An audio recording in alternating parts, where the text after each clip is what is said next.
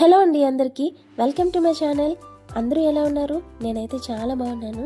ఈరోజు 7 కేజీల బియ్యంతో అరిసెలు చేస్తున్నాం. పక్కా కొలతలతో పర్ఫెక్ట్గా వస్తాయి. తప్పకుండా ట్రై చేయండి. వీడియోలోకి వెళ్ళే ముందు నాదో చిన్న రిక్వెస్ట్ అండి, నా ఛానల్ని సబ్స్క్రైబ్ చేసుకొని కొంచెం సపోర్ట్ చేయండి. అలానే మీకు ఏమైనా డౌట్స్ ఉన్నట్లయితే కామెంట్ సెక్షన్లో అడగండి, రిప్లై ఇస్తాను. ఇంకా లేట్ చేయకుండా వీడియో స్టార్ట్ చేసేద్దాం.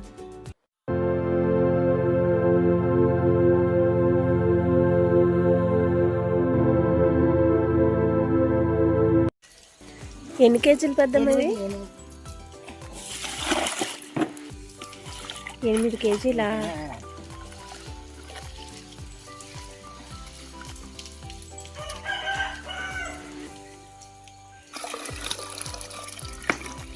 బియ్యం ఇలా నీట్గా క్లీన్ చేసుకుని, ఎక్కువ కాబట్టి ఈ విధంగా క్లాత్ కట్టి నీళ్ళన్నీ వంచేసుకోవాలి.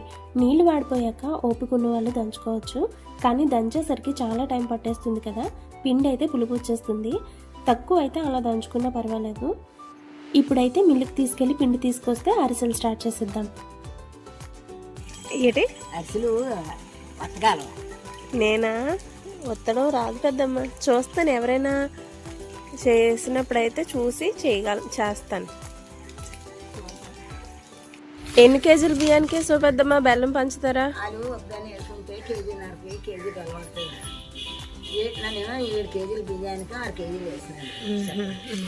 అలాగే. ఇప్పుడు 7 కేజీల బియ్యానికి 3 కేజీల బెల్లం, 3 కేజీల పంచదార వేసాము. ఇంకా 1/2 లీటర్ నీళ్ళు వేసి పాకం పెట్టాలి.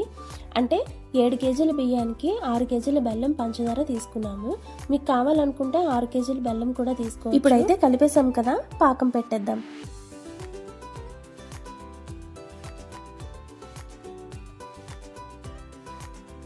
బెల్లం అంతా ఉడికి పాకం రావడానికి చాలా టైం పట్టేస్తుంది.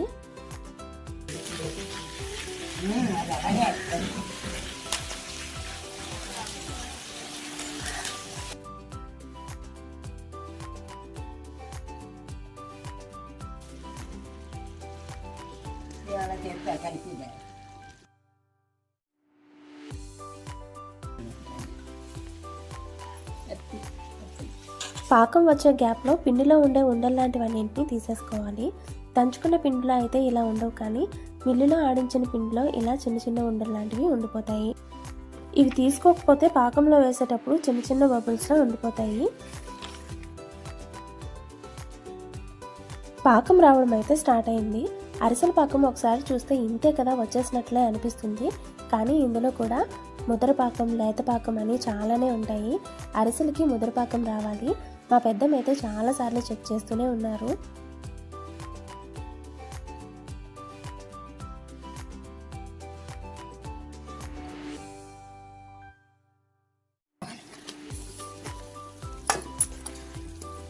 సౌండ్ రాలేదు.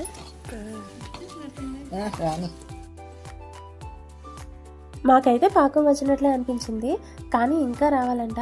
చెక్ చేసే పాకం గిన్నెకి కొడితే గట్టిగా సౌండ్ రావాలి. అలా వస్తే అరిసెల పాకం వచ్చినట్లు.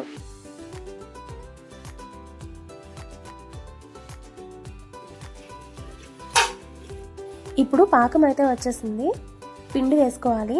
మామూలుగా అయితే తక్కువ పిండి అయితే పిండి వేస్తూ కలపాలి, కానీ ఇక్కడ ఎక్కువ వేస్తున్నాం కదా, సగం పిండి ఒకేసారి వేసి ఒకే డైరెక్షన్లో తిప్పాలి. ఆపకుండా కంటిన్యూగా తిప్పాలి. తిప్పేటప్పుడు చాలా కష్టంగా ఉంటుంది. చూడండి, ఇలా ఒకే డైరెక్షన్లో తిప్పాలి.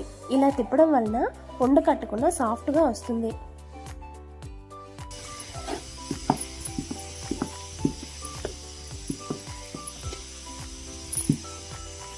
ఇంకా పిండి పడుతుందా?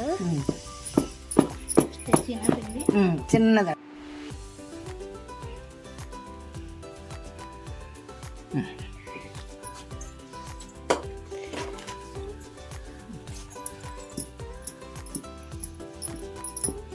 చాలా వరకు చిన్న బాల్స్లా ఉండిపోయాయి కదా, ఇవి ఆయిల్ వేసి కలిపేటప్పుడు క్లియర్ అవుతాయి. ఇప్పుడు కరెక్ట్గా అరిసెల పాకం రెడీ అయింది.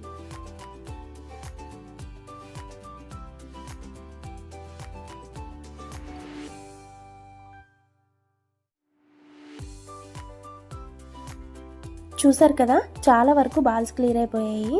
వేడిగా ఉన్నప్పుడు ఇలా పలుచగానే అనిపిస్తుంది, కానీ చల్లారాక బాగానే ఉంటుంది. ఇంకా అరిసెలు స్టార్ట్ చేసేద్దాం. సట్రం పైన ఆయిల్ వేసి అరిసెలు ఒత్తుకోవాలి. ఇలా ఆయిల్ వేయడం వలన అరిసెలు అంటుకోకుండా వస్తాయి. ఒక్కోసారి ఒత్తేటప్పుడు అరిసెలు అంటుకుంటూ ఉంటాయి కదా, అలా అంటుకోకుండా మీకు టిప్ చెప్తాను, వీడియోని లాస్ట్ వరకు చూసేయండి. ఇవి తీసేటప్పుడు చాలా జాగ్రత్తగా తీయాలి. చాలామంది గట్టిగా నొక్కి ఆయిల్ తీసేస్తూ ఉంటారు కదా, అలా తీసేస్తే అరిసెలు ఆరిపోతాయి, అంతగా టేస్ట్ ఉండవు.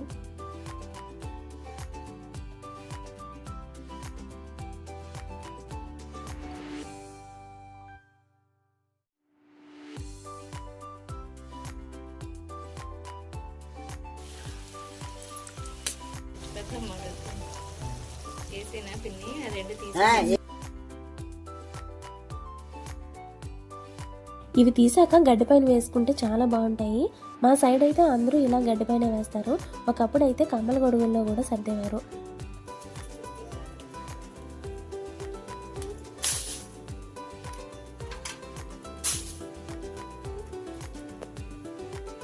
అవును, మీకు లాస్ట్లో ఒక టిప్ చెప్తా అన్నా కదా, అరిసెలు అంటుకోకుండా ఉండాలి అంటే సట్రానికి ఆయిల్ కవర్ లాంటిది ఏమైనా కట్టి వేసుకుంటే పర్ఫెక్ట్గా వస్తాయి. ట్రై చేయండి.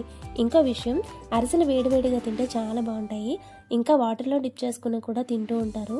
మీలో ఎవరైనా ఇలా తినేవాళ్ళు ఉన్నారా? కామెంట్ చేసేయండి. నెక్స్ట్ టైం చేసేటప్పుడు కొంచెం తక్కువ క్వాంటిటీతో పిల్లలకి తినడానికి వీలుగా ఉండేటట్లు పిల్లల కోసం చేస్తాను. వీడియోస్ని తప్పకుండా చూడండి, ఏ వీడియోని మిస్ చేయకండి.